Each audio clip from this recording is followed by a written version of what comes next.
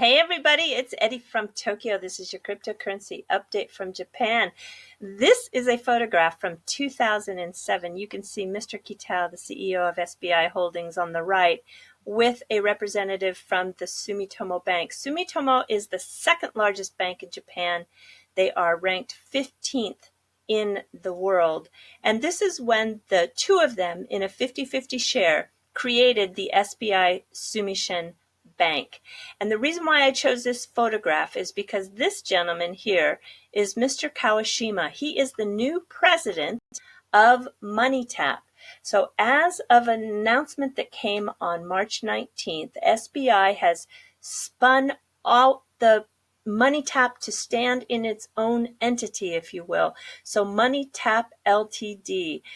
MoneyTap went live in October 2018, and it was the first ever money transfer app for smartphones that uses Ripple's distributed ledger technology in Japan. And according to the announcement, this is going to accelerate innovation by further promoting the introduction of new technologies with full cooperation of Ripple in the United States. So right now, SBI has 100% stake in the company, but they plan to increase the in capital, meaning they plan to accept investment from other financial institutions, but they will maintain a majority stake, so the announcement said.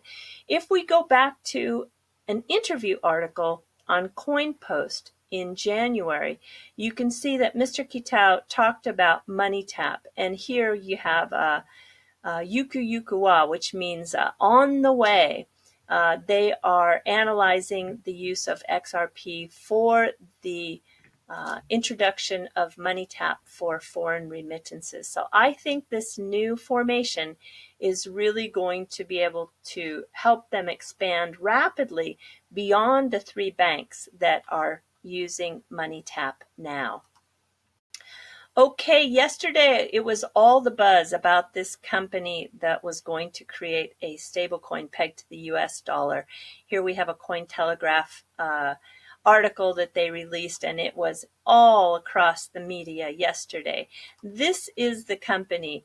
They have a YouTube channel, a Twitter account, many articles on Medium. They also have LinkedIn pages to their executive team and a website. But there is a possible scam here.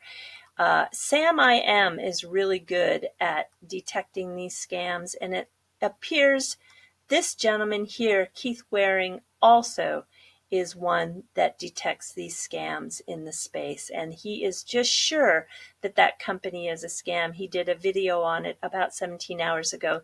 So everybody be very, very careful, because these scam artists are getting more and more sophisticated. They're getting very difficult to determine what's real and what isn't, and I want everyone to be very, very careful. Okay, Western Union, they announced that Thunes, which, by the way, is an old word, it's a colloquial word from France for money. They are expanding the payout capabilities to the mobile wallets. And Thunes is a new entity that actually formed from Transfer2. Transfer2, back in July, this last summer, 2018, actually announced a partnership with Stellar.org. And they don't mention anywhere here in the announcement about using lumens. It only says that they are using the distributed open source blockchain platform. So it looks like in working with Thunes, Western Union is going to be using this technology. I can't see it any other way. If anyone has any information, gosh, please leave me some comments in the comment section. So in my poking around on the internet, I also found that there's a FinTech talent fair in Singapore this coming Wednesday, March 27th. And to build out their teams, look at this. Thunes is one of the companies that will be recruiting new team members, along with Instarem. If you remember, Instarem is a really important partner to Ripple. On the January 31st Ripple Drop video, the CEO, Prajit Nanu, was in episode 9, and they are really expanding rapidly. So let's just take a look here really quick. What kind of people are Thunes searching for? So they are looking for an HR executive, a junior software engineer, a technology operations engineer, and then we have Instarem, and you can see here they also cite that they are a member of RippleNet, Ripple's global network of 200 plus banks and other financial institutions. They are really building a team. Card operations specialist, a deposit operations specialist, a fraud operations specialist, a FinTech community specialist. They're looking for data scientist, a compliance analyst and management associate, a sales associate. Wow. Now I'll tell you why they are hiring so many people. There was an announcement made on the 18th that the FinTech Instarem closed on their $41 million Series C of fundraising. They now are basically working with an amount of $60 million that they've raised. This last round of funding came from Vertex Growth Fund. Vertex is very interesting. They have a global network in US, China, Israel, India, and Singapore. And very impressive. Of the 900 million in managed assets that they show on their US website, they are invested in some 100 companies. They have 40 exits. Their 40 exits total 22 billion. Very impressive numbers for sure. But Instarem is really going to be able to size up their growth with this new round of funding. I'm very excited to see how fast they can go. And speaking of Vertex, this world in cryptocurrency is so intertwined. So right after Binance left Japan, due to, not wanting to really jump through those hoops that the FSA had outlined for getting regulated and licensed here, he went then to Singapore before he went to Malta. But Vertex also invested in Binance. It's just amazing how intertwined this whole crypto community is. In this particular investment, the amount of investment wasn't disclosed. And I am following Earthport. I really am trying to figure out where they are in terms of being acquired by Visa. And it was announced on the 18th that Earthport obtained a payment institution license from Lithuania. This is really the rage right now because of Brexit.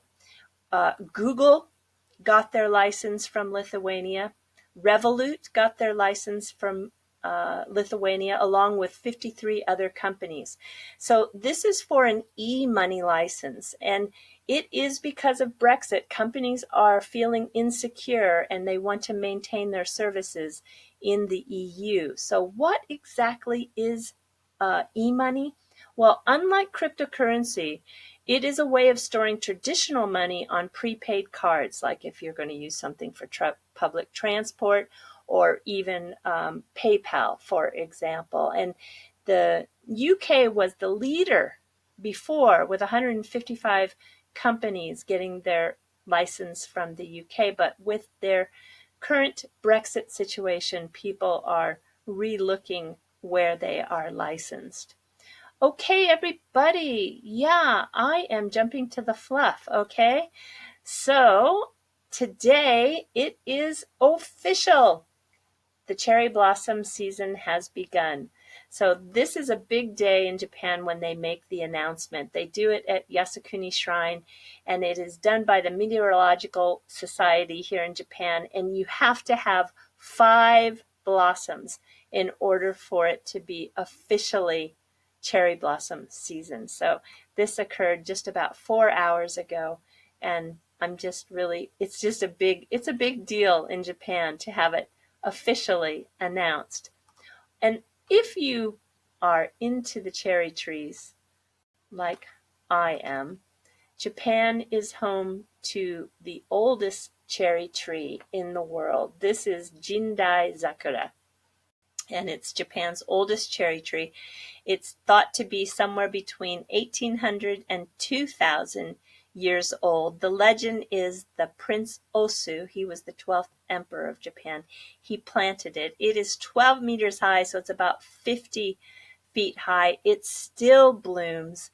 And just think, you have to take a look at this trunk. Look at this trunk. So it actually was blooming, 600 to 800 years before the Tang dynasty in China was even using paper money.